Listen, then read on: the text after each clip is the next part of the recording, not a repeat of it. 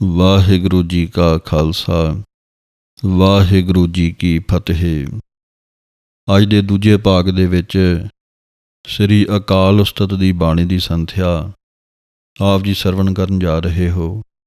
ਆਓ ਬੜੇ ਪਿਆਰ ਦੇ ਨਾਲ ਆਰੰਭ ਕਰੀਏ। ਉਸ ਤੋਂ ਪਹਿਲਾਂ ਆਪ ਜੀ ਨੇ ਧਿਆਨ ਰੱਖਣਾ ਹੈ, ਇੱਕ ਹੈ ਜਮਕ, ਇੱਕ ਵਿਸਰਾਮ, ਇੱਕ ਠਮਕ। ਕਹਿਣ ਦਾ ਭਾਵ ਇੱਕ ਪੰਕਤੀ ਦੇ ਵਿੱਚ ਵਿਸਰਾਮ ਦੇ 3 ਰੂਪ ਆਉਣਗੇ। ਪਹਿਲਾ ਜਿਹੜਾ ਵਿਸਰਾਮ ਹੈ ਉਹਨੂੰ ਜਮਕ ਕਹਿੰਦੇ ਹਨ।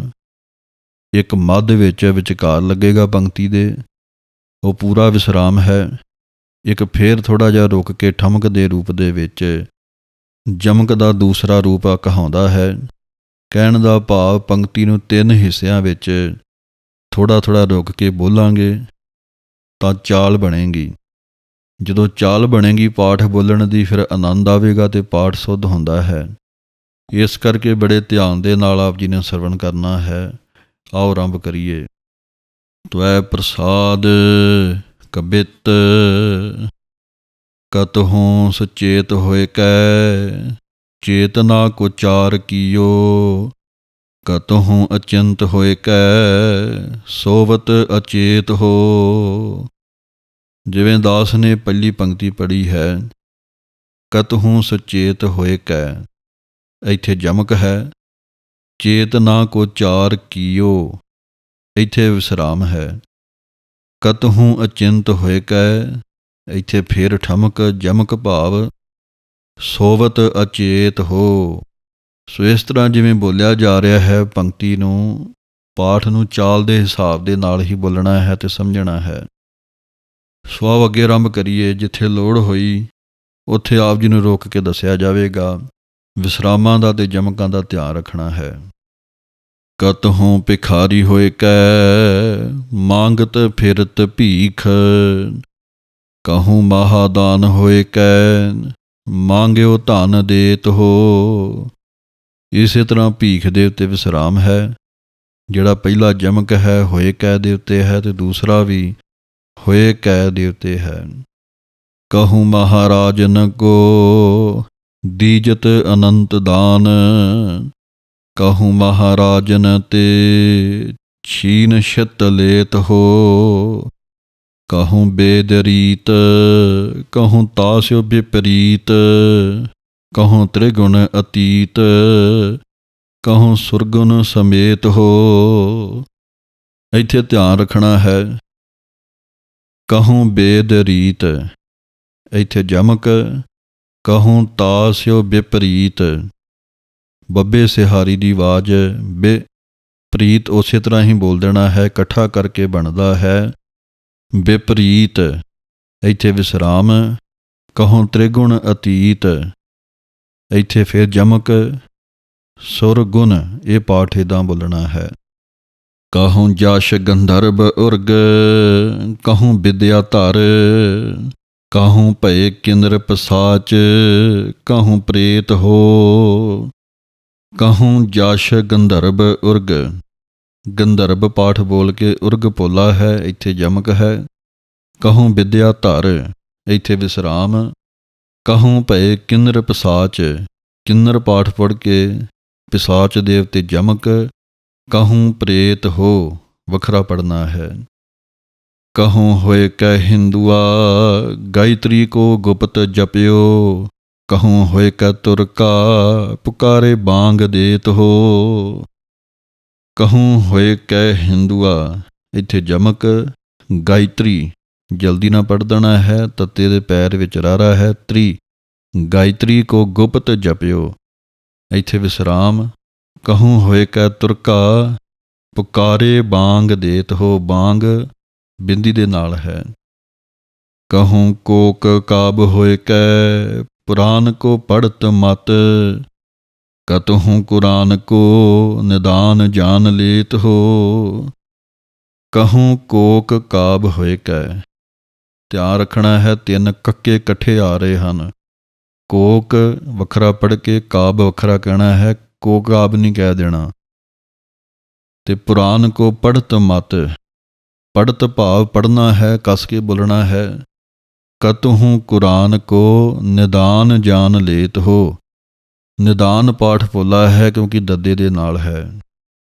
ਕਹੂੰ ਬੇਦ ਰੀਤ ਕਹੂੰ ਤਾਸਿਓ ਵਿਪਰੀਤ, ਕਹੂੰ ਤ੍ਰਿਗੁਣ ਅਤੀਤ ਕਹੂੰ ਸੁਰਗੁਣ ਸਮੇਤ ਹੋ। ਇਹ ਪਾਠ ਉੱਦਾਂ ਹੀ ਪੜ੍ਹਨਾ ਹੈ, ਵਿਪਰੀਤ ਤੇ ਸੁਰਗੁਣ। ਕਹੂੰ ਦੇਵਤਾਨ ਕੇ ਦੀਵਾਨ ਮੈਂ ਬਿਰਾਜਮਾਨ, ਕਹੂੰ ਦਾਨਵਾਨ ਕੋ ਗੁਮਾਨ ਮਤ ਦੇਤ ਹੋ। ਕਹੂੰ ਇੰਦਰ ਰਾਜਾ ਕੋ ਮਿਲਤ ਇੰਦਰ ਪਦਵੀ ਸੀ, ਕਹੂੰ ਇੰਦਰ ਪਦਵੀ ਛਿਪਾਏ ਸ਼ੀਨ ਲੇਤ ਹੋ। ਪਦਵੀ ਸੀ, ਇਹ ਪਾਠ ਵੱਖਰਾ ਪੜ੍ਹਨਾ ਹੈ, ਧਿਆਨ ਰਵੇ।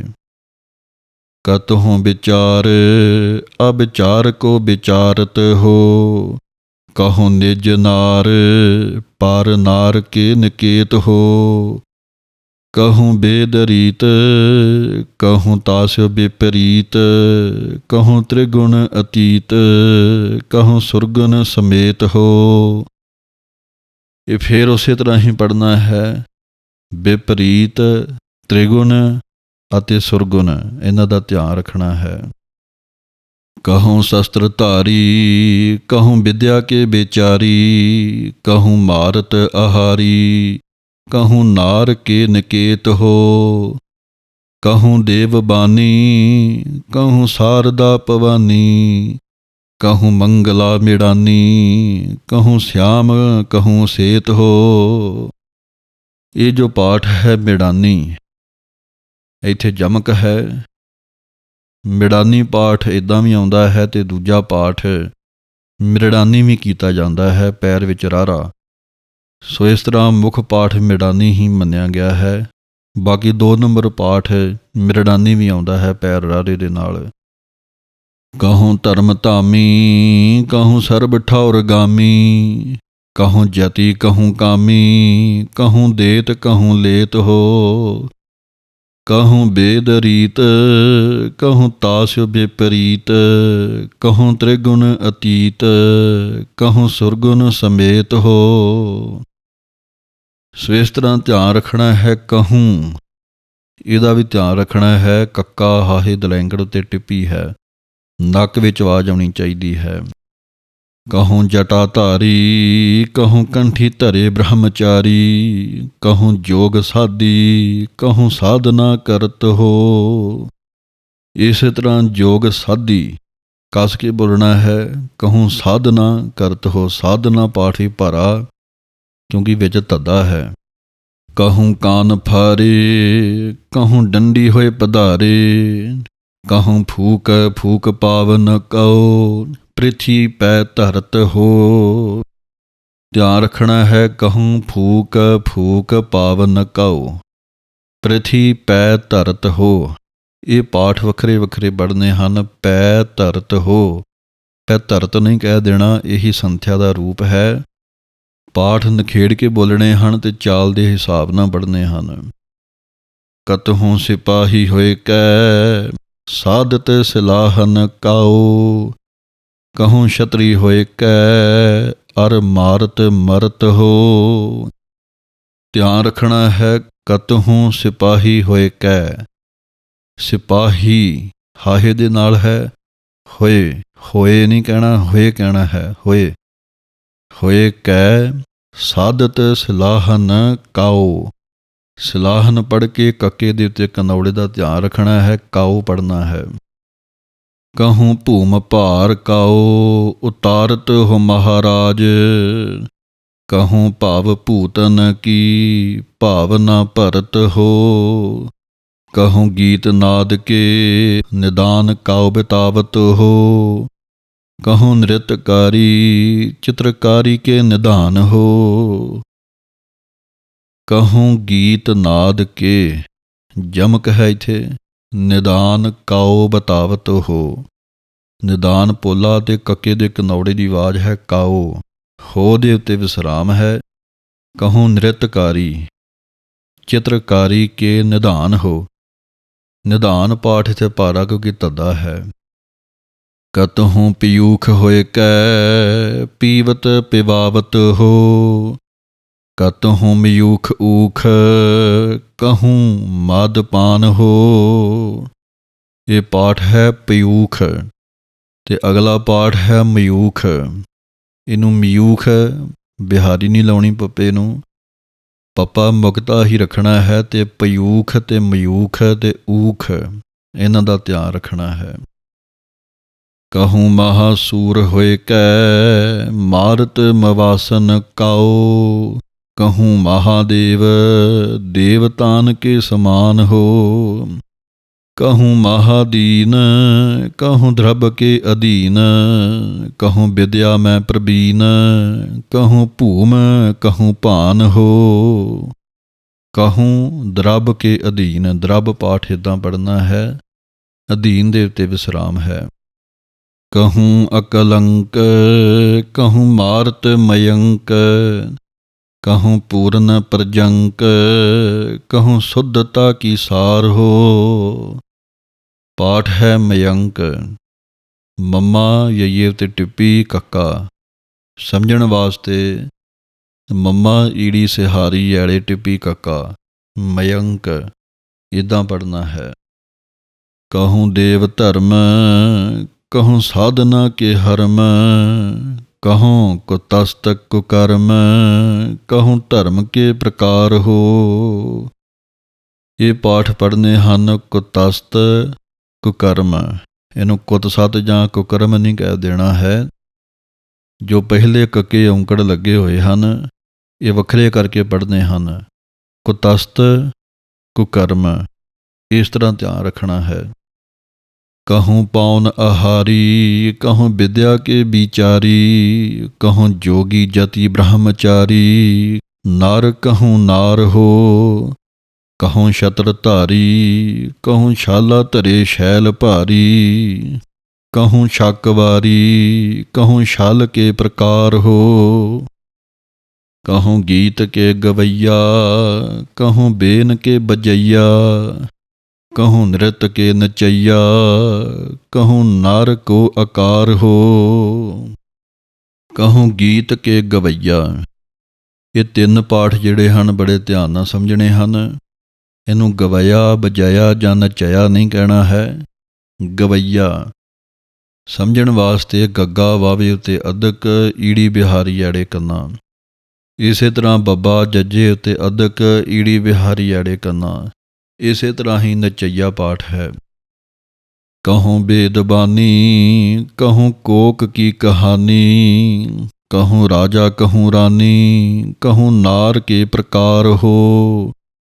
ਕਹੂੰ ਬੇਨ ਕੇ ਬਜਈਆ ਕਹੂੰ ਧੇਨ ਕੇ ਚਰਈਆ। ਕਹੂੰ ਲਾਖਨ ਲਵਈਆ ਕਹੂੰ ਸੁੰਦਰ ਕੁਮਾਰ ਹੋ। ਇਸੇ ਤਰ੍ਹਾਂ ਜਿਵੇਂ ਗਵਈਆ ਪੜ੍ਹਿਆ ਸੀ, ਬਜਈਆ, ਚਰਈਆ ਤੇ ਲਵਈਆ। ਕਹਿਣ ਦਾ ਭਾਵ ਚੱਚਾ ਰਾਰੇ ਉੱਤੇ ਅੱਧਕ, ਈੜੀ ਬਿਹਾਰੀ ਐੜੇ ਕੰਨਾ ਉਸੇ ਤਰ੍ਹਾਂ ਹੀ ਪਾਉਣਾ ਹੈ ਸਮਝਣ ਵਾਸਤੇ। ਸ਼ੁੱਧਤਾ ਕੀ ਸਾਨ ਹੋ ਕਿ ਸੰਤਨ ਕੇ ਪ੍ਰਾਨ ਹੋ। ਕਿ ਦਾਤਾ ਮਹਾਦਾਨ ਹੋ ਕਿ ਨਿਰਦੋਖੀ ਨਿਰੰਕਾਰ ਹੋ। ਨਿਰਜੁਰ ਨਿਰੂਪ ਹੋ ਕਿ ਸੁੰਦਰ ਸਰੂਪ ਹੋ। ਕਿ ਭੂਪਨ ਕੇ ਭੂਪ ਹੋ ਕਿ ਦਾਤਾ ਮਹਾਦਾਨ ਹੋ। ਪ੍ਰਾਨ ਕੇ ਬਚਈਆ ਦੂਧ ਪੂਤ ਕੇ ਦੇਵਈਆ।